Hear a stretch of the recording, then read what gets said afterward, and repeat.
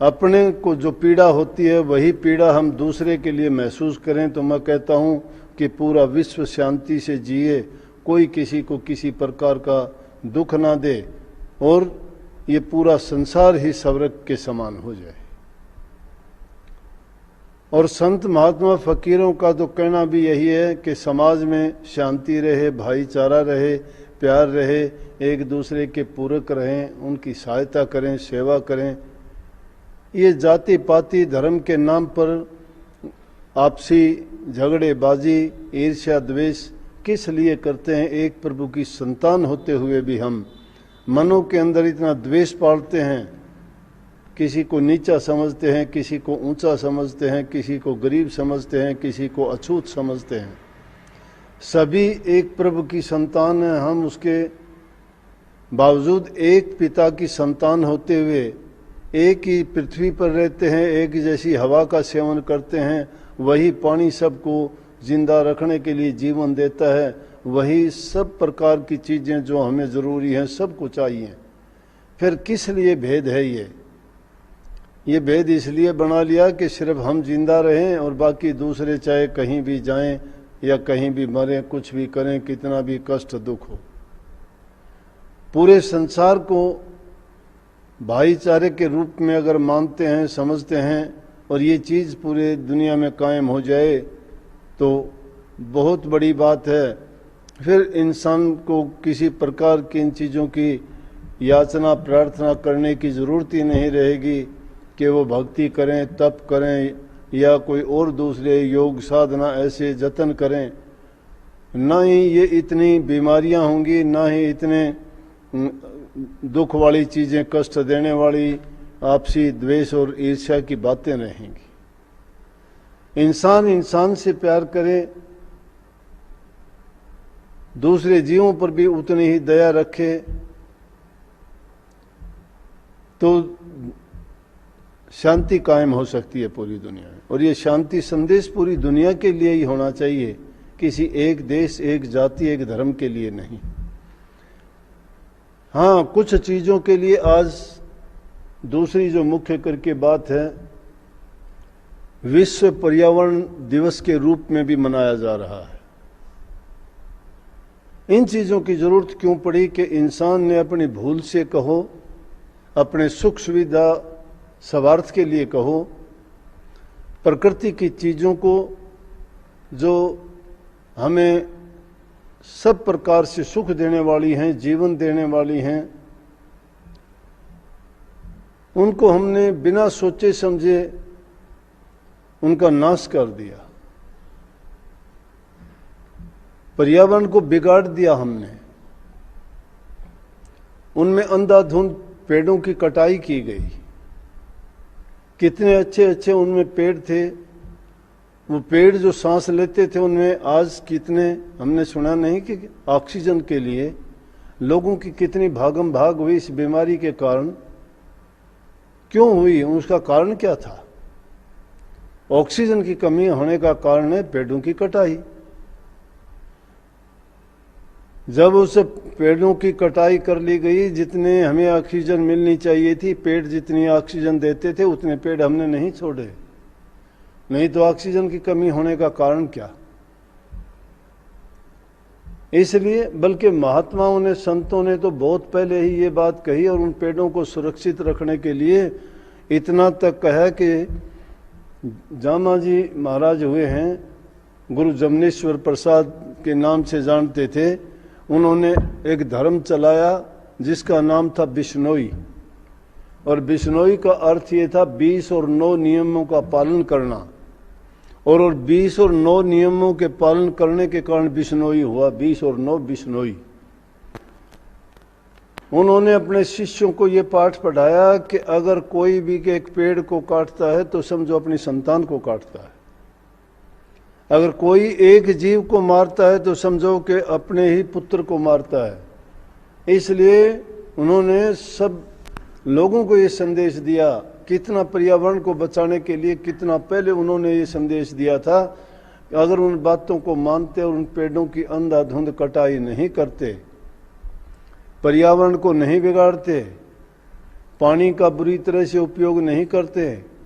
मिट्टी की खोद पाड़ करके कहीं पहाड़ों को तोड़ डाला, कहीं पठारों को चीर के रख दिया, कहीं से उठा के कहीं पे रख दिया, झील थी उनको भर दिया गया, पानी के स्रोत बंद हो गए, बरसात होनी कम शुरू हो गई। ये सारे के सारे किन कारणों से हुआ?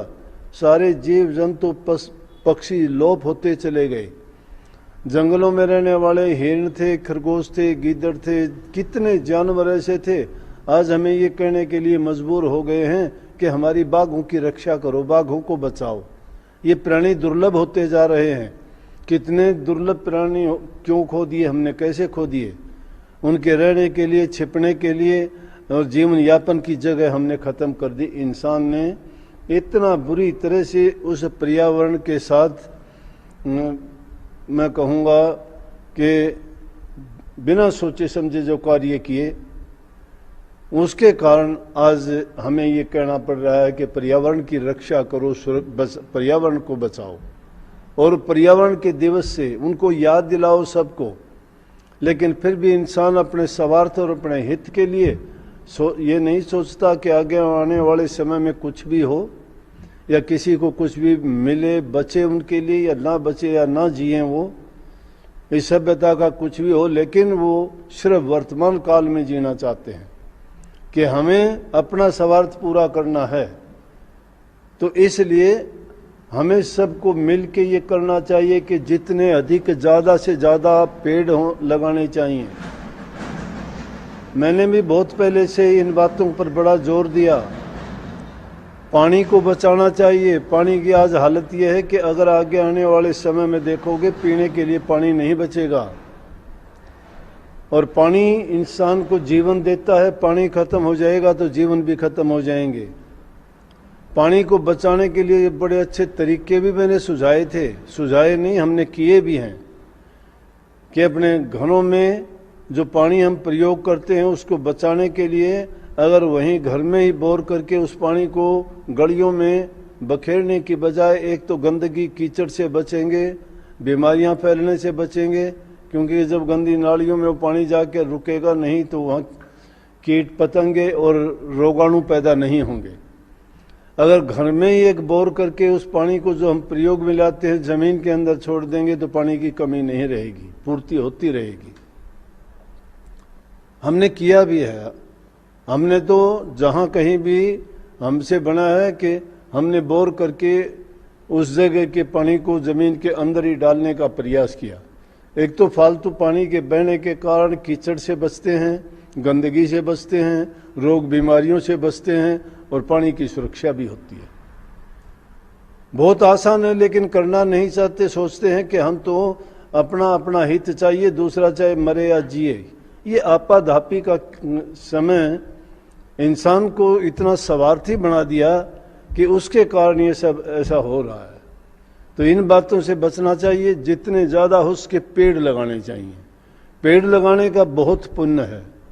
महापुरुषों ने, संतों ने, मैंने जैसे जामा जी की बात बताई, उन्होंने कहा कि अपनी ज़िंदगी में इंसान को पेड़ जितने ज़्यादा हो उतने लगाने चाहिए। और लगाते भी थे पहले समय में। अब कोई पेड़ों की तरफ ध्यान ही नहीं देता है, कोई ध्यान ही नहीं देता। अब ज़रूरत पड़ी तो उनका प्रचार ज़रूर कर देते हैं, चाहे वो प्रचार कागज़ों में रहता है, फाइलों में रहता है, टीवियों में प्रचार सिर्फ बन के रह गया है। उसके लिए डिपार्टमेंट बने हुए हैं, उनके लिए छोटे उनके पौधे तैयार किए जाते हैं, पौधे फ्री में दिए भी जाते हैं, लेकिन उनको लगाना ही कठिन हो गया। अगर किसी ने लगा भी दिए तो उनकी परवरिश करना बड़ा मुश्किल हो गया। अगर वो पौधा छोटा रहता है, थोड़े समय के लिए उसकी परवरिश कर दी जाए तो कमी नहीं आएगी आपको। अगर पेड़ ज़्यादा लगाने से आपको ऑक्सीजन देगी। एक पेड़ भी अगर इंसान लगाता है तो 2 आदमी को ऑक्सीजन देने का काम करता है। घरों में देख, छोटे मोटे पेड़ अनेकों लगा सकते हो, सब्जी लगा सकते हो, फूलदार पौधे लगा सकते हो, फलों वाले पौधे लगा सकते हो।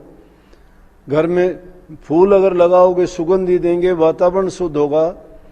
फलों के लगाओगे आपको खाने के लिए फल भी देंगे और ऑक्सीजन भी देंगे, घर की शोभा और सुंदरता भी बढ़ाएंगे। लेकिन पता नहीं क्यों इंसान इन चीज़ों की ओर ध्यान नहीं देता है। अगर हम सब मिलके ऐसा प्रयास करें और सबको ये बातें सिखाएं, बताएं और सब ऐसा करना लग जाएं तो मैं समझता हूं कि हमें इन बातों को करने की ज़रूरत नहीं पड़ेगी कि आज पर्यावरण दिवस मनाते हैं, आज हमारे बागों को बचाने का दिवस मनाते हैं, या कोई कभी कुछ। उनको मनाने की ज़रूरत नहीं, उनको करने की ज़रूरत है। ये दिन तो याद दिलाते हैं कि हमें ऐसा करना चाहिए। सिर्फ अपने लिए ना जिए, दूसरे के लिए जिए। अपने लिए जीने का तो सभी जीते हैं, लेकिन जो दूसरे के लिए हित करके जाता है वही इंसान खुद भी सुख भोगता है और दूसरों को भी सुख देता है। सदियों तक वो चीज़ काम आने वाली होती है। इसलिए आज मुख्य करके ये बातें थी जो आपके संज्ञान में लानी थी, आपको बतानी थी। और हमें संकल्प लेना चाहिए कि सिर्फ बातें बढ़ाने से कुछ नहीं, जितने ज़्यादा हो सके ज़्यादा से ज़्यादा पेड़ लगाओ। अगर ज़्यादा नहीं लगा सकते, मैं कहता हूँ हर इंसान ये संकल्प ले ले मैं साल में एक पेड़ ज़रूर लगाऊंगा, तो भी कितने पेड़ लग जाएंगे। घर में अगर 10 सदस्य होंगे तो 10 पेड़ एक घर के आदमी लगा देंगे तो पेड़ ही पेड़ हो जाएंगे। छाया वो देंगे, बरसात वो करवाएंगे, ऑक्सीजन की कमी वो पूरी करेंगे, दवाइयों वाले पेड़ रोग दवाई के लिए हमें चीज़ें देंगे, सब्जियों की पूर्ति वो करेंगे, फल हमें वो देंगे। कितने गुण होते हुए भी वो काम हम क्यों नहीं कर पाते। और जिन चीज़ों के लिए हम पैसा खर्चते हैं वही चीज़ें हम खुद उगा के अपना अच्छा समय का सदुपयोग होगा। अपनी पैदा की हुई चीज़ें शुद्ध और पवित्र होंगी, उनको खा के हमें खुशी मिलेगी कि ये हमने पैदा की है। तो आपको ये भी पता होगा उसमें आपने क्या डाला है क्या नहीं डाला। कितनी चीज़ों से बचते हैं, कितनी खुशी मिलती है और कितना अच्छा होता है, उसके बावजूद भी हम क्यों नहीं करना चाहते। तो मैं आशा रखूंगा कि आप सभी सत्संगी भाई ये संकल्प लेंगे कि हम ज़रूर से ज़रूर पेड़ लगाएंगे, सबके साथ प्रेम का बर्ताव और व्यवहार करेंगे, और जितना हमारे से हो सकेगा एक दूसरे की सहायता करेंगे। और ऐसा संकल्प लेके घरों में चाहे छोटे पेड़ क्यों ना लगाएं, हर इंसान बड़े पेड़ अगर कहीं लगाने की जगह नहीं है। मैंने तो देखा है कि अपने देश में, चलो ये हमारा उत्तरी भारत का एरिया थोड़ा ऐसा है, लेकिन दक्षिण की तरफ जाओगे तो छतों के ऊपर पूरे के पूरे भरे होते हैं, उनके छज्जे पेड़ों से भरे होते हैं।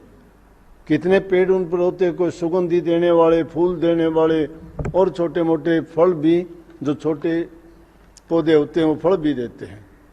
इसलिए आप भी ऐसा प्रयास करो, और एक तो आप पर्यावरण को बचाने की मदद करेंगे, वहीं आपका अपना खुद का लाभ भी होगा। रही सत्संग की बात, सत्संग आप रोजाना सुनते हो, सब में अच्छी बातें बताई जाती हैं। अगर मानते तो हो तो सत्संग है। अगर उन पर चलते नहीं, मानते नहीं, सुन लिया, सुन के दूसरे कान से निकाल दिया, अमल नहीं किया, तो सत्संग क्या काम आया। स्वामी जी महाराज कहते हैं, चल चल आए सतगुरु आगे, दर्शन पकड़े बचन न लागे, क्या फल पाया सत्संगत आए, वक्त गवाया जन्म गवाए। हम चल चल के सत्संग में आते हैं, अच्छी बात है, आना चाहिए। ये नहीं कहता कि नहीं आना चाहिए, क्यों आते हो, जरूर आना चाहिए। ये भी चिंता ना करो, ये मन बहुत बेईमान है, युगों से बिगड़ा हुआ है, इसको आदत है खुला फिरने की, घूमने की। नहीं समझेगा ये 1 दिन में, 2 दिन में, 10 दिन में, महीने में, बरस में, कितने भी दिन लग जाओ, आप क्यों उसको छोड़ते हो। ये ऐसा क्यों सोचते हो कि काबू नहीं आएगा या सही रास्ते पे नहीं आएगा। वो तो कोशिश ये करेगा, लेकिन उस कोशिश में तुम भी तो ये कोशिश करो कि वो हमें अच्छी चीज से मोड़ना चाहता है और हम अच्छी चीज अपनाना चाहते हैं, तो उस बुराई को क्यों अपनाएं हम। आजमा के देखोगे, कुछ दिन में ऐसा करोगे तो आपके हक में हो जाएगा, और धीरे धीरे करके जब सत्संग का आपको आनंद आएगा, देखोगे आप बुरे काम करने से, बुराई करने से कभी किसी इंसान को आज तक सुख नहीं मिला है। मैंने नहीं देखा कुछ दिन के लिए शायद वो अपने मन से खुश हो जाता, मन से भी खुश नहीं होता, उसको चैन नहीं पड़ता है। अरे कोई एक बुरा काम कर देते हो तो उसके ख्याल विचार तुम्हारे मन में हमेशा बने रहते हैं, लेकिन नेकी करके तुम बड़े खुश होते हो कि दूसरे का मैंने हित किया है, और उससे जो खुशी मिलती है। इंसान को अगर सारी चीजें दे के भी संतोष मिल जाए, खुशी मिल जाए, तो उसके बराबर कुछ भी नहीं है। ये रूह भटकती फिरती है, इसको शांति तो नहीं है। जो इस तरह से भटकता है, आज यहाँ है कल वहाँ है, ये बेचारी रूह भी तो इसी तरह कभी किसी योनि में गई, कभी किसी में गई, कभी कुछ कर्म करना पड़ा, कभी कुछ कर्म करना पड़ा, ये कहीं खुश थोड़ी है। इसीलिए शब्द था मेरा ही बनाया हुआ था, चल सतगुरु के धाम है, ली तजदे सारे काम है। सतगुरु के धाम चल, सतगुरु की शरण में जाओ। सतगुरु की शरण में जाना औखा बहुत है, ये नहीं। प्रीति बहुत संसार में नाना विधि की होए, उत्तम प्रीति जानिए जो सतगुरु से होए। प्रीति बहुत है, सतगुरु से प्रीति जुड़नी बड़ी कठिन है। सतगुरु से तो चालाकियां, छलबाजी, कपटबाजी, झूठ, इन बातों में बरतते हो। अरे जो गुरु आगे कपट न खोले, निष्कपटी अपने को बोले, दोहरा कपट लिया है सोई, उसका कोई जतन नहीं हुई। अपने आप को बहुत चालाक समझ लेते हैं, होशियार समझ लेते हैं। ये होशियारियां और चालाकियां किसके काम हैं? यही वो माया है। ये है वो माया जो इंसान को डिगा देती है, बहका देती है, भ्रमों में डालती है, लूट लेती है, ठग लेती है। इसी को लुटेरी, ठगेरी, चालाक, छड़िया, सब ये माया के कर्म हैं। इसका मतलब जिस इंसान जो इन चीजों में बरतता है वो इनका गुलाम है। लाख समझाओ नहीं मानता। अच्छी बात को नहीं मानता है इंसान, लेकिन मानता कब है? जब वक्त चला जाए। वक्त तगाजा करता है, चला जा रहा है, और वक्त जब जा रहा है तो समझो हमारा अकाज हो रहा है, काज नहीं होता। काज तो एक ही है हमारे जिम्मे, प्रभु के नाम का चिंतन करना, सुमन करना, भजन करना, ध्यान करना, वो नहीं करते। सच्चे मन से एकांत में कभी बैठ के ना किया करो भजन। मैं नहीं कहता प्रभु को याद करो, नहीं कहता मैं तुम किसी का हित भलाई करो। कभी एकांत में बैठ के अपनी गति को सोच लिया करो, अपने आप को जानने का प्रयास किया करो कि मैं जो करता हूं या मैं जो हूं, मैं कैसा हूं, मेरे जीवन का अंतिम परिणाम क्या होगा और वो कब तक मुझे जीवन जीना है। इन चीजों के जब सवाल के जवाब नहीं है तो कितने दिन के लिए आप ये कपटबाजी, झूठ, बेईमानियां और ठगी के काम करोगे? या फिर उसके साथ ये भी जोड़ के देख लिया करो जो हमारे से पहले हो चुके हैं और उन्होंने जो काम किए उनको वो साथ लेके क्या गए। जिन्होंने चालाकियां की वो क्या लेके गए, जिन्होंने भक्ति की वो क्या लेके गए। दुनिया में छोड़ के गए दो ही चीज। जिन इंसानों ने बुराइयां की उनके तो नाम बुराइयों में आज भी लिखे गए, काले अक्षरों में लिखे गए, और जो इंसान नेक काम करके गए उनके नाम सोने के अक्षरों में नहीं, लोगों के दिलों पे लिखे गए। उनके लिए उनकी याद करके आज भी लोगों के दिलों में बड़ी दया, प्रेम उमड़ता है। विरह पैदा हो जाती है उनके नाम सुनते ही कि उन्होंने ऐसा किया और ऐसा करके उन्होंने, चाहे वो दुनियादारी की चीजों की उनके पास कमी रही, लेकिन उन कमियों को कमी नहीं मानना कि जिनके पास प्रभु का नाम है वो तो धनाढ्यों में धनाढ्य है। दुनियादारी की चीजों का संग्रह करने वाले कौन सुखी रहा, एक का भी नाम बता दो। बहुत बड़े बड़े हुए, 1 लाख कपूत 1.25 लाख नाती, ता रावण घर दिया ने बाती। हम अभिमान करते हैं, कोई धन का करता है, कोई ताकत का करता है, कोई ऊंचे खानदान परिवार का करता है, कोई ऊंचे ओहदे का करता है। क्या है? वाणी में आता है, गर्व किया सोए हारा रे बंदे, गर्व किया सोए हारा। क्या गर्व? किस चीज का गर्व? कौन सी चीज है हमारे पास जिसका हम गर्व करें? इस चमड़ी का भी कुछ नहीं बनना है, इन हड्डियों का भी कुछ नहीं बनना है। हवा निकल जाएगी, पिंजर रह जाएगा, ये कुछ दिन का है। मशक में जैसे हवा भरी हुई है, हवा है इसमें, कुछ दिन के लिए बोलती है। जिंदगी इंसान मानंद मुर्ग खुशनुमा बैठा किसी डाल पर चहचहाया और उड़ गया। उस पक्षी की तरह से इंसान का जीवन है, किसी डाली पर कुछ दिन के लिए बैठ के चहचहाता है और उड़ जाता है। किस चीज का अभिमान? हमारे से अच्छे तो पशु जीव जंतु पेड़ पौधे हैं। पेड़ छाया देता है, दवाइयां देता है, फल देता है। अरे हमें तो मरने के बाद में गति भी वही देता है, अग्नि देता है। सोने के लिए, बैठने के लिए, सब काम करने के लिए, भोजन पकाने के लिए हमें पेड़ सब कुछ देते हैं, लेकिन हम तो उन पेड़ों के बराबर भी नहीं है। पशु सब कुछ देता है, चमड़ी काम आती है, हड्डी काम आती है, सींग काम आते हैं, खुर काम आती है, बाल काम आते हैं। पक्षियों की सारी चीज काम आती हैं। पक्षियों की पंख काम आती हैं। उनमें इतना ही है, पंख ही है, और उनके पास है क्या? जो भी है वो सब कुछ उनका काम देने वाली है। पशु के चाम की बन रे पनैया, नौबत और नगारा, नर तेरा चोला काम न आवे, जड़ बूझे हो जाएंगी छारा रे बंदे, गर्व किया सोए हारा, गर्व किया सोए हारा रे बंदे, गर्व किया सोए हारा। पशु के चाम की जूतियां बनती हैं, नगारे बनते हैं, ढोलक उसके बनते हैं, बुखाल पानी डालने की चीजें, बहुत सी चीजें और ऐसी बनती हैं, बैग बनते हैं, पर्स बनते हैं, कितने ही अनेकों चीज उनके चमड़े से बनती हैं, हड्डियों से बनती हैं। लेकिन इंसान किस काम आता है? किसी काम नहीं आता।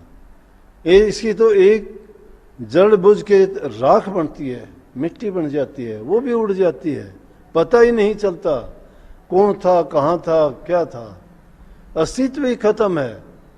इसलिए जब तक इंसान का जीवन है वो नेकी करके जाए, नेक कर्म करके जाए, और प्रभु के नाम की कमाई से बढ़ के कोई नेक कर्म नहीं है।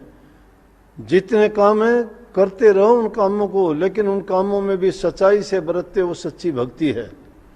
हक हलाल की कमाई करते हो, सच्ची भक्ति है। झूठ कपट नहीं करते तो सच्ची भक्ति है। दूसरे का हित करते हो, वो भी सच्ची भक्ति है। किसी पर दया करते हो, वो सच्ची भक्ति है। किसी को दर्द और पीड़ा नहीं देते, वो सच्ची भक्ति है। लेकिन इसके उल्ट अगर तुम काम करते हो और रात दिन तुम प्रभु को याद करते हो, मंदिर जाओ, मस्जिद जाओ, गुरुद्वारे जाओ, मक्का जाओ, मदीना जाओ, कहीं जाओ, 68 तीर्थ करके आओ चाहे, लेकिन तुम्हारे पल्ले कुछ भी नहीं है। जब तक तुम्हारी ये बीमारियां नहीं कटती हैं, जब तक इन दुर्मति, कुबुद्धि और ये बुराइयां हमारे हृदय में हैं, ना भक्ति है और ना ही कोई हमारे नेकी है पल्ले। सच्ची भक्ति इंसान की वही है कि वो नेकी करे। नेकी करने वाला, भलाई करने वाला, परोपकार करने वाला इंसान ही भक्ति के रास्ते पर आगे बढ़ सकता है।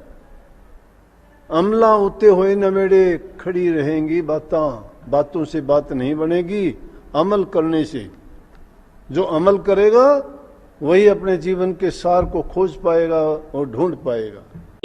जावेगा जहाँ से मोड़ो वहीं जावेगा, पक्का है अपने हट का भाई, पक्का है अपने हट का। मन को डांट ले गुरु वचन पर जम जालिम का मिट खटका मन को डांट ले गुरु वचन पे जम जालिम का मिट खटका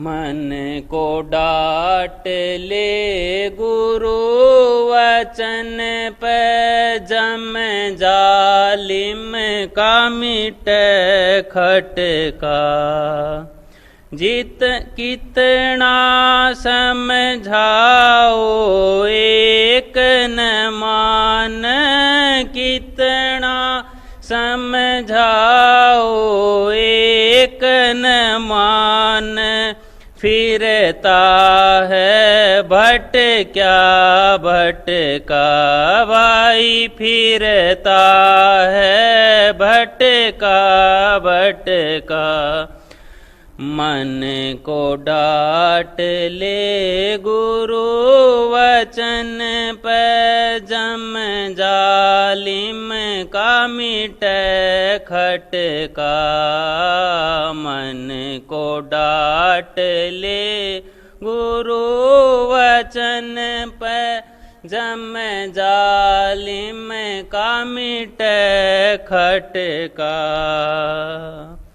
ज्ञानी योगी पैगंबर मारे ज्ञानी योगी पैगंबर मारे काम क्रोध का दे झटका भाई काम क्रोध का दे झटका मन को डांट ले गुरु वचन पे जम जालिम का मिट खटका मन को डांट ले गुरु वचन पे जम जालिम का मिट खटका बिना पंख नित भर उडारी बिना पंख नित भर उडारी एक ठोड़ पे नहीं डटता भाई एक ठोड़ पे नहीं डटता मन को डांट ले गुरु वचन पे जम जालिम का मिट खटका मन को डांट ले गुरु वचन पे जम जालिम का मिट खटका बुद्धि चित अहंकार सभी पे बुद्धि चित अहंकार सभी पे हुक्म इसी का है चलता भाई हुक्म इसी का है चलता मन को डांट ले गुरु वचन पे जम जालिम का मिट खटका मन को डांट ले गुरु वचन पे जम जालिम का मिट खटका नाम लगाम बिना नहीं रुकेगा नाम लगाम बिना नहीं रुकेगा घाल लगाम और दे फटका भाई घाल लगाम और दे फटका मन को डांट ले गुरु वचन पे जम जालिम का मिटे खटका मन को डांट ले गुरु वचन पे जम जालिम का मिटे खटका सतगुरु तारा चंद कह समझ कंवर सतगुरु तारा चंद कह समझ कंवर क्यों फिरता भट क्या भाई क्यों फिरता भट क्या मन को डांट ले गुरु वचन पे जम जालिम का मिटे खटका मन को डांट ले गुरु वचन पे जम जालिम का मिटे खटका।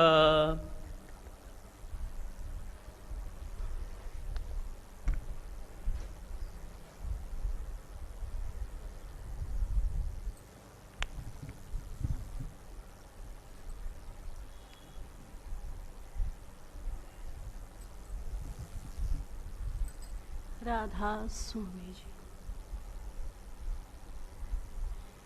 कर सतगुरु से प्रीत हेली दे चरण कमल में चित है कर सतगुरु से प्रीत हेली दे चरण कमल में चित है छिन छिन प्रेम बढ़ाओ हेली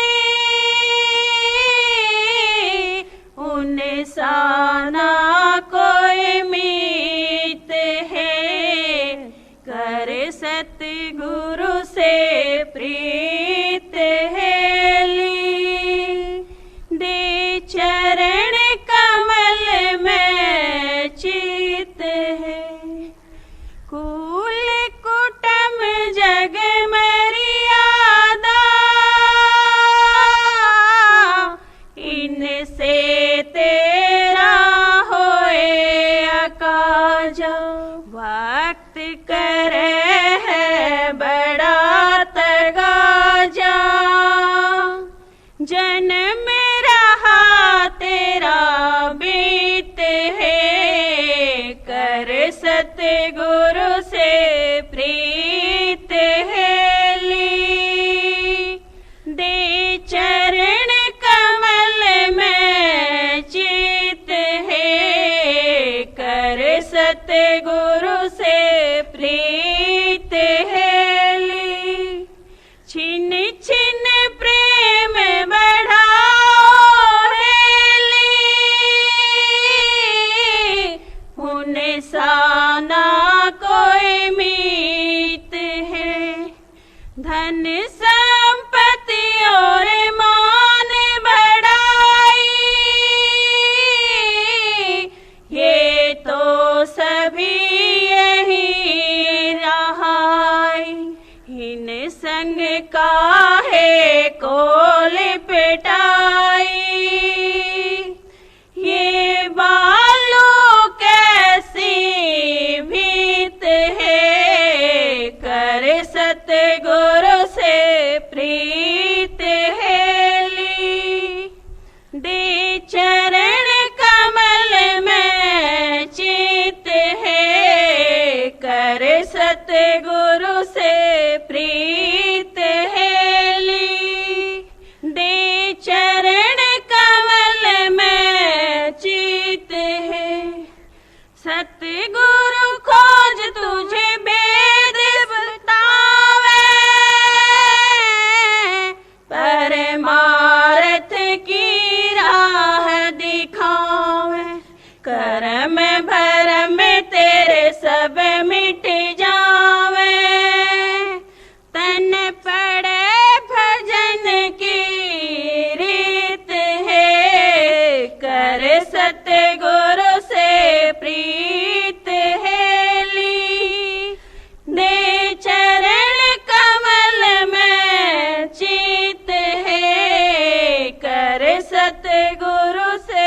प्रीत हेली। सुनना ध्यान से तुम्हें उपदेशा, हो के चरण शरण लो लेसा। तेरे मिट जा सभे कलेसा, तन पढ़ भजन की रीत है। कर सतगुरु से प्रीत हेली। दे चरण कमल में चित है। कर सतगुरु से प्रीत हेली। संतारा चंदियो तारी धारी आया, राधा स्वामी